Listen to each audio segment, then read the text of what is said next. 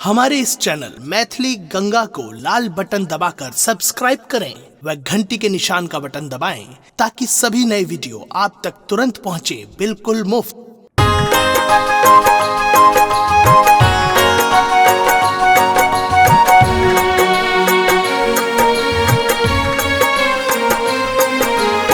अपने सुन रही थी गंगा कैसेट की प्रस्तुति।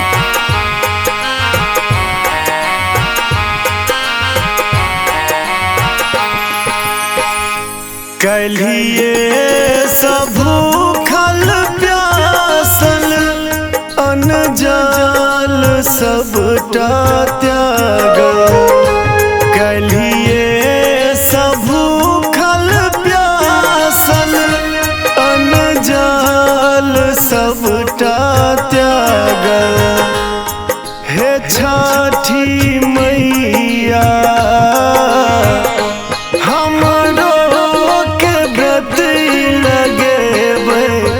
पार है माँ। हे छठी मैया हमरो के व्रत लगेबै पार है माँ।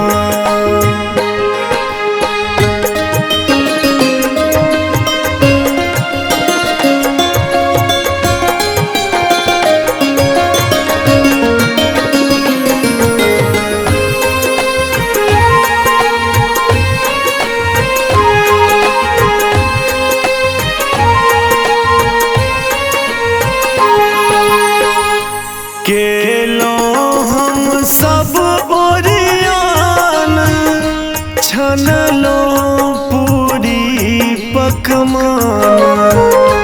केलो हम सब ओरियान छनलो पूरी पकवान। हे राना मैया हमरो स्वीकार है माँ। हे छठी मैया हमरो के व्रत लगेबै पार है माँ।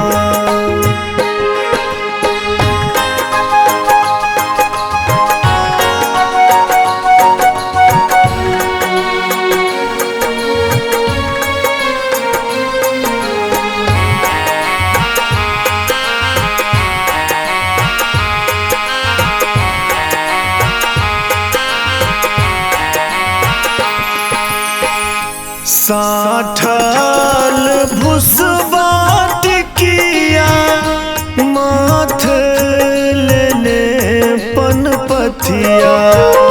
साठल भुसबाट किया माथ लेने पनपथिया।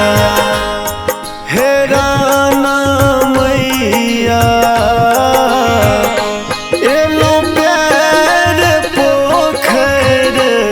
महार है माँ। हे छठी मैया हमरो के व्रत लगेबै पार है माँ।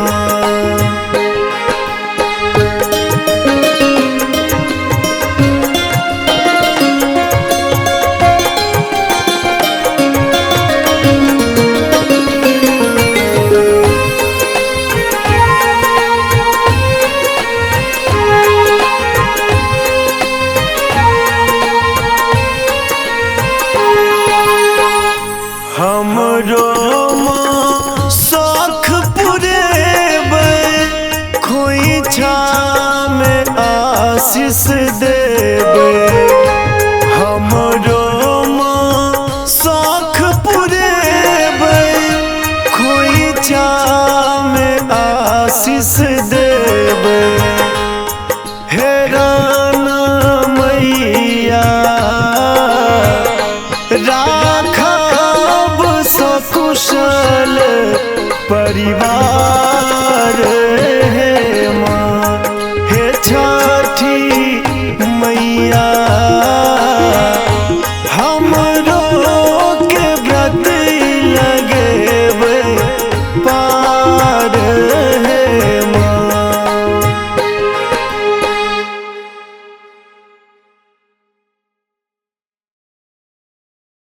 हमारे इस चैनल मैथिली गंगा को लाल बटन दबाकर सब्सक्राइब करें व घंटी के निशान का बटन दबाएं ताकि सभी नए वीडियो आप तक तुरंत पहुंचे बिल्कुल मुफ्त।